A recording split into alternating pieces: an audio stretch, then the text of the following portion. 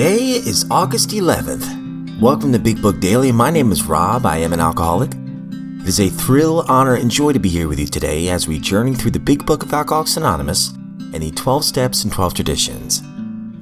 Today out of the Big Book, we are going to read a little bit more out of Chapter 3, more about alcoholism, by reading page 31. Out of the 12 and 12, we're going to continue our journey through Step 5 by reading page 58, and we will be reading today's daily reflections in 24 hours a day.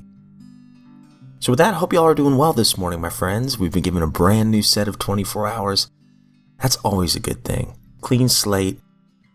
If we didn't get things right yesterday, hey, we can learn from those mistakes, not take them personally, and go about today trying to be the best we can for those we love the most. So let's go ahead and get to the good stuff. Out of the Big Book, we're on Chapter 3, more about alcoholism. We're going to be reading page 31. Despite all we can say, many who are real alcoholics are not going to believe that they are in this class. By every form of self-deception and experimentation, they will try to prove themselves exceptions to the rule, therefore non-alcoholic. If anyone who is showing inability to control his drinking can do the right about face and drink like a gentleman, our hat's off to him. Heaven knows we've tried hard enough and long enough to drink like other people. Here are some of the methods that we've tried. Drinking beer only, limiting the number of drinks, never drinking alone, never drinking in the morning, drinking only at home, never having it in the house, never drinking during business hours, drinking only at parties, switching from scotch to brandy, drinking only natural wines, agreeing to resign if ever drunk on the job, taking a trip or not taking a trip, swearing off forever, with and without a solemn oath, taking more physical exercise, reading inspirational books, going to health farms and sanitariums, accepting voluntary commitment to asylums. We can only increase the list ad infinitum. We do not like to pronounce any individual as alcoholic, but you can quickly diagnose yourself. Step over to the nearest bar room and try some controlled drinking. Try to drink and stop abruptly. Try it more than once. It will not take long for you to decide, if you're honest with yourself about it. It may be worth a bad case of jitters if you get a full knowledge of your condition.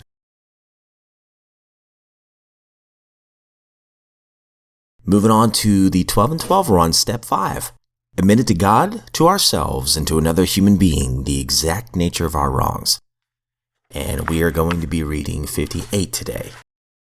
Actually starts at the bottom of page 57.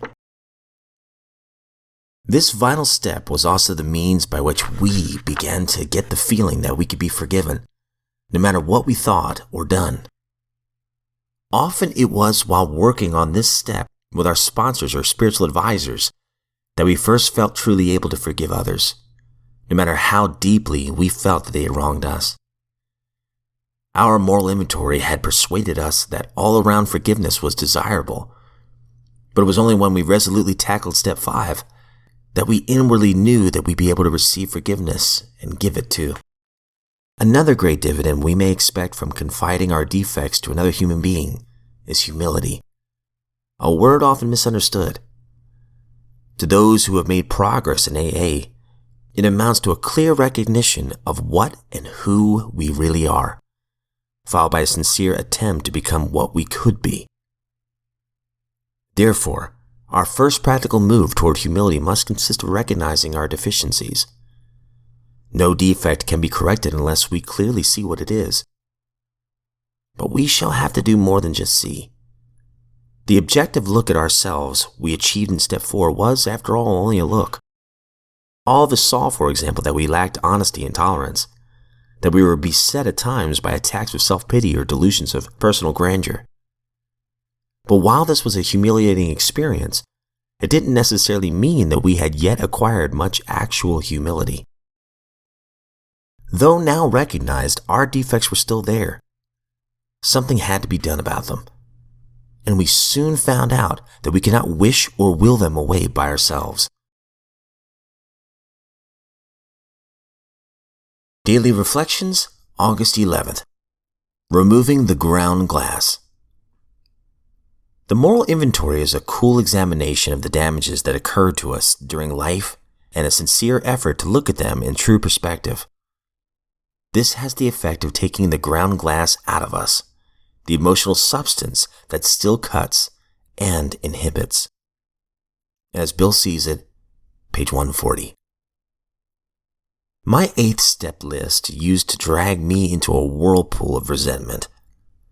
After 4 years of sobriety, I was blocked by denial connected with an ongoing abusive relationship. The argument between fear and pride eased as the words of the step moved from my head to my heart. For the first time in years, I opened my box of paints and poured out an honest rage, an explosion of reds and blacks and yellows. As I looked at the drawing, tears of joy and relief flowed down my cheeks. In my disease, I had given up my art, a self-inflicted punishment far greater than any imposed from the outside. In my recovery, I learned that the pain of my defects is the very substance God uses to cleanse my character and to set me free. 24 hours a day, August 11th. AA thought for the day. While alcoholics keep strictly away from drink, they react to life much like other people. But the first drink sets the terrible cycle in motion. Alcoholics usually have no idea why they take that first drink. Some drinkers have excuses with which they are satisfied, but in their hearts they really do not know why they do it. The truth is that at some point in their drinking, they passed into a state where most of the powerful desire to stop drinking is of no avail. Am I satisfied that I have passed my tolerance point for alcohol? Meditation for the day. He who made the ordered world out of chaos and set the stars into their courses and made each plant to grow its season. He can bring peace and order out of your private chaos if you will let him. God is watching over you too, to bless you and care for you. Out of the darkness, he's leading you to light. Out of unrest to rest. Out of disorder to order. Out of faults and failure to success. You belong to God, and your affairs are his affairs and can be ordered by him if you're willing. Prayer for the day. I pray that I may be led out of disorder into order. I pray that I may be led out of failure into success. All right, that concludes our reading today. Man, great stuff as always. I don't think there's ever been a day where I was like, oh, I didn't get anything out of any of those readings. I always get something out of them. So I really liked the daily reflection today. That last line, golly, that hits hard.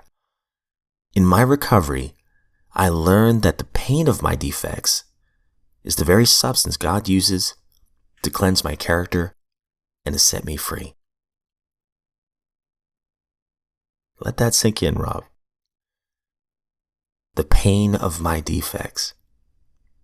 So when my life was unmanageable and I was making just absolutely destructive decisions during my alcoholism, and I couldn't seem to stop drinking, I caused a lot of pain. And I think the biggest thing that hurt me was that I hurt others. That's just me. That was the biggest thing. That I hurt others that I loved so much.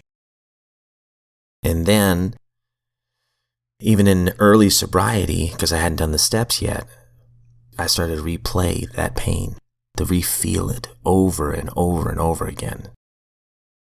And Joe and Charlie, those tapes, if you ever look them up, they talk about that a lot, that slow motion machine, right?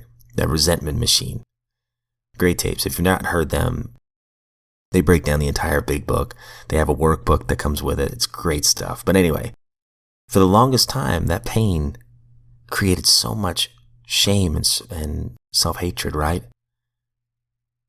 However, upon doing the steps for me, with somebody that was definitely smarter than me about it, that had been through them before, that was very understanding and kind and wise, he broke things down in a way that I understood. I could do these steps.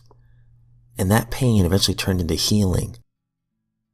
And when I saw that my higher power was healing my heart through the action of these 12 steps, now I can look back and I go, and believe me, it's taken time. And I go, wow, I'm so thankful that I went through that pain, because it has taught me the most valuable lessons in life. So in my recovery, I learned that the pain of my defects, the very substance God uses to cleanse my character, that's what God has used to cleanse me and to set me free. We're free. You know, we've been relieved of the bondage of self, and we're free. I think that's a good way to celebrate the day, right? So with that, my friends, I don't speak on behalf of AA or NA or Al-Anon or any other sect. I'm just a friend in this lifeboat of recovery, grateful that you're here with me. And if we're given another set of 24 hours, I sincerely look forward to seeing you right back here tomorrow.